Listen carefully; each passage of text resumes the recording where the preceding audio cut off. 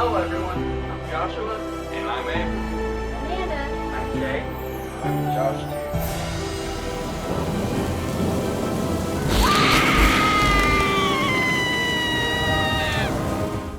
Hello everyone, Joshua Myers here, and today I'm going to be reviewing Captain America, the First Avenger from 2011.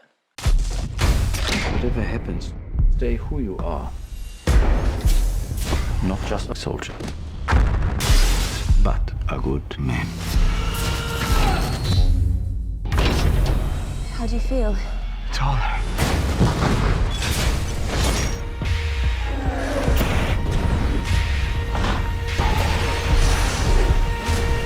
What do you think? Think it works? Captain America, the First Avenger stars Chris Evans, Tommy Lee Jones, Hugo Weaving, Samuel Jackson, and is directed by Joe Johnston.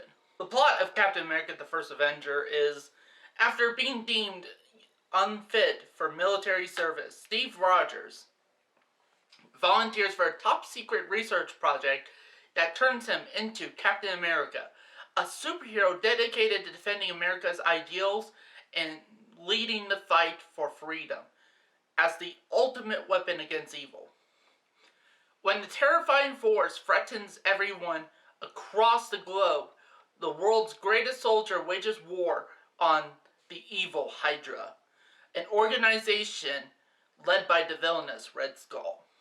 What are my positives with this film? Honestly, for me, it's a really well-made movie, I gotta say. You know, like the production design and everything like that, like just, you know, aesthetically, it's amazing, aesthetically. Especially since it's meant to be a period piece.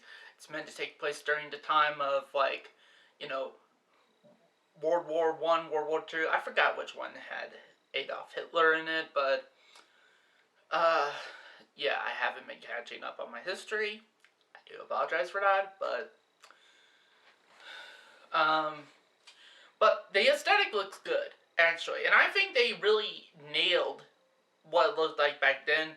While at the same time, seemingly, you know, of trying to throw in all the, you know, superhero comic book stuff into it, I think they handled that really well. It's believable enough, I think. Kinda, sort of, in some areas.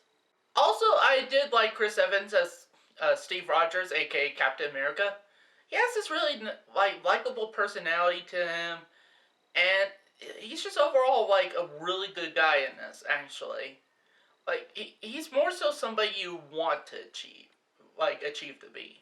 And I will admit, he's kind of, which for some people that may not seem interesting, I will admit he's kind of bland in that regard. I mean, nothing wrong with him, it's just, there's nothing really that interesting about him.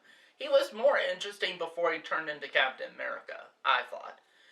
But, you know, overall, he's a nice character. You know, nothing really wrong about him. I also did like his friendship with him and Bucky Barnes, and that I did like their, you know, friendship chemistry there.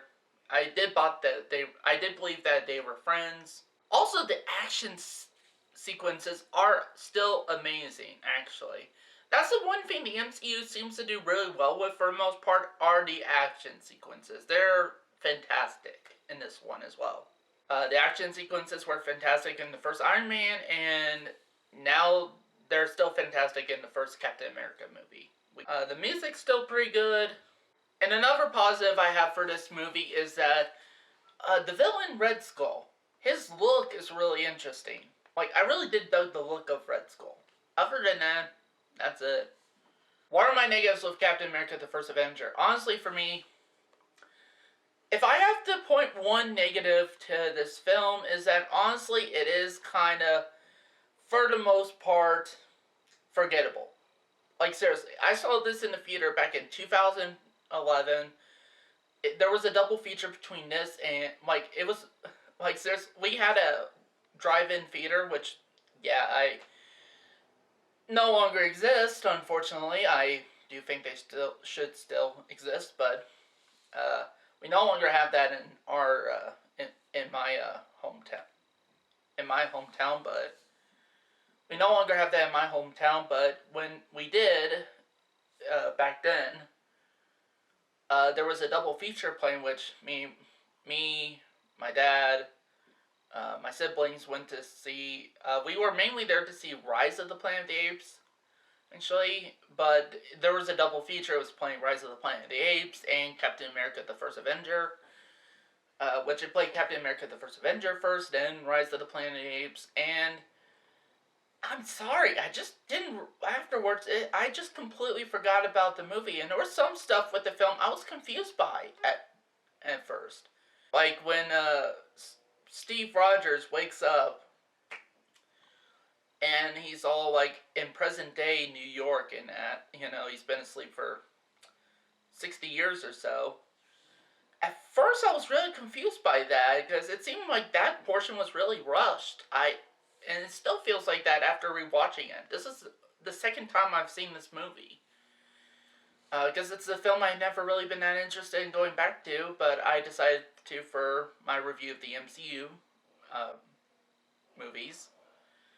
And it's still kind of confused, but I think that's because I understand it now more so after my second rewatch of the ending, you know.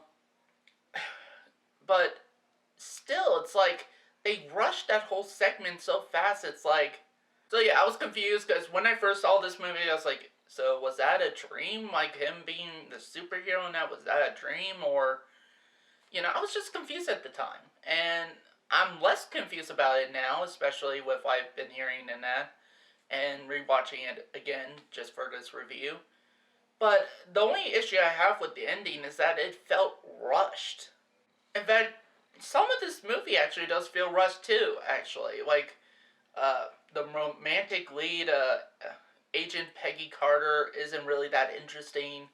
At least in my opinion, I don't think she is. She's just a typical bland, generic, romantic interest for the lead hero. Bucky Barnes, even though he does have that charismatic, chemistry with Steve Rogers, and that he seemed bland too. We don't get to know much about these people really, and even the stuff we do get to know, it's like little things. Like, also the villain of the Red Skull is not that interesting actually. Sure, he has an interesting design, I think, with the whole red, looking skull, like him having a face that's like a skull and it's all red, and but other than that, there's not much interesting with him actually. He's just kind of a bland, like typical Nazi villain actually. Even the Nazis and the Indiana Jones films had a lot more going for them than Red Skull did, as far as interesting developments. But it almost seemed like they were trying to rip off Indiana Jones and the Raiders of the Lost Ark a lot of the times with this movie, involving Hydra and that. As far as like what they were trying to do with the Nazis in this. But other than that, those are my only gripes with the film. And before I get to my rating, let's talk about the after credits scene. Which, again, just like with the first Iron Man movie, it was kind of like, like, it was cool, but we were like, yeah, I don't think you're going to follow through with it. It'd be nice if you did, but, But then this film, I think, really cemented, it's like, holy shit, they're actually going to do it, because it's like, so yeah, you end up seeing Nick Fury talking to Captain America, and basically saying he has a mission for him and that, and then it starts on with the actual trailer for the Avengers, and I think that what got people going, like, holy shit, this may actually happen. We may actually get an Avengers film with all these characters in one movie. So, yeah, I think this film really cemented that, I think, more so. So, with that said, I'm going to give Captain America, The First Avenger, a 3 out of 5 stars. Now, it is still a confidently well-made film. It's just, other than that, it's Like, and it's acted nice and all that stuff. The effects are cool, the action sequences. But it's just kind of a dull movie. It's kind of forgettable. A lot of the characters are generic, actually. Just stock characters, you know. Don't really do anything that much interesting with these characters. But other than that, I would consider this film within an okay category for the MCU. Nothing awful, nothing great, but just meh. So that's it for this review. Thank you guys for watching, and see you next time.